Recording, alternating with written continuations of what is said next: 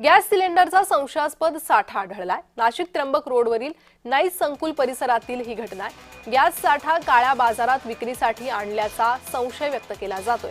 दुसऱ्या ट्रकमध्ये कमर्शियल सिलेंडरचाही साठा होता। पुरवठा विभाग आणि सातपूर पोलिसांनी संयुक्तपणे ही कारवाई केली आहे। संपूर्ण ट्रक आणि वाहतूक करणाऱ्या रिक्षा ताब्यात घेतल्या। चालक आणि व्यवस्थापकालाही ताब्यात घेतलेलं आहे। अधिक माहिती घेणार आहोत आमचे प्रतिनिधी किरण गोटूर सध्या आपल्यासोबत जोडले गेले आहे। किरण, आपण पाहतोय एकीकडे गॅस साठ्याचा तुटवडा आहे आणि दुसरीकडे काळ्या बाजाराच्या घटना नाशिकमध्ये उघडकीस आलेल्या आहे। काय अधिक माहिती?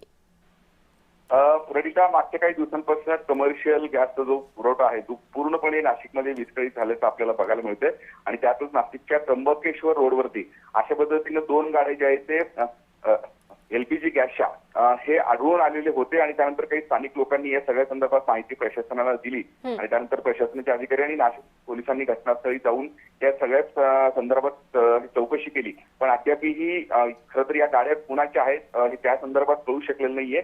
या सगळ्या प्रकरणात नाशिकच्या सातपूर पोलीस ठाण्यामध्ये तक्रार दाखल करण्यात आली आहे आणि अधिक चौकशी प्रशासन आणि सातपूर पोलीस करताना आपल्याला बघायला मिळते। किरण, गॅसची वाहतूक नेमकी कुठे चालली होती आणि या प्रकरणी ज्यांना ताब्यात घेण्यात आलेलं आहे त्यांच्या चौकशीत काही समोर आलंय का? अद्याप त्या संदर्भात माहिती समजू शकली नाही, कारण काल रात्रीची ही संपूर्णपणे ही घटना आहे ही नेमकी गॅस वाहतूक कुठून आली होती आणि कुठे जात होती त्या संदर्भात अद्याप कळू शकले नाहीये। या ट्रक चालकाला आणि अजून एका व्यक्तीला, अशा दोन व्यक्तीला पोलिसांनी ताब्यात घेतलेलं आहे आणि त्या दोन्ही व्यक्तीकडनं अद्याप चौकशी सुरू आहे, पण अधिकृत जी माहिती आहे ती अद्याप कळू शकलेली नाही। जी किरण, धन्यवाद या सविस्तर माहितीसाठी।